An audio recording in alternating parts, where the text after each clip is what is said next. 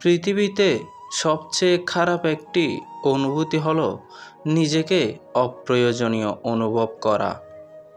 জীবনে সব কিছুর অভাব হলেও একমাত্র কষ্টের কোনো অভাব হয় না।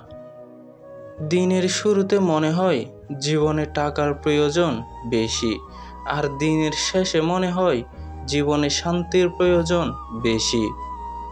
যতক্ষণ পর্যন্ত তোমার দেওয়া উপকার পাবে ততক্ষণ তোমার প্রশংসা করবে, তারপর একদিন উপকার বন্ধ করে দেখো কেমন করে বদনাম ছড়াবে।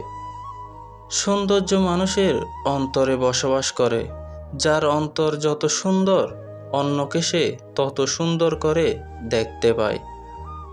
যেটার যে যোগ্য না সেটা সে পেলে একটু অপব্যবহার হবেই, সেটা হোক ভালোবাসা কিংবা ক্ষমতা।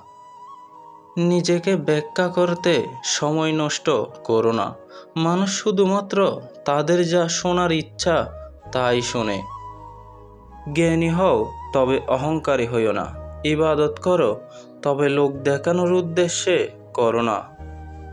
মানুষ সব ব্যাপারে গ্যারান্টি দিতে পারলেও সে ভুল করবে না, এই গ্যারান্টি মানুষ দিতে পারে না। প্রত্যেক মানুষই জ্ঞানী, শুধু সেই জ্ঞানকে জাগ্রত করতে হয়।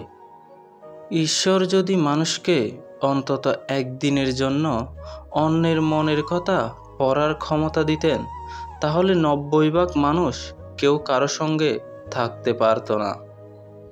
ভালোবাসা ছাড়া পৃথিবীর সবচেয়ে সুন্দর জিনিসও যন্ত্রণাদায়ক মনে হয়।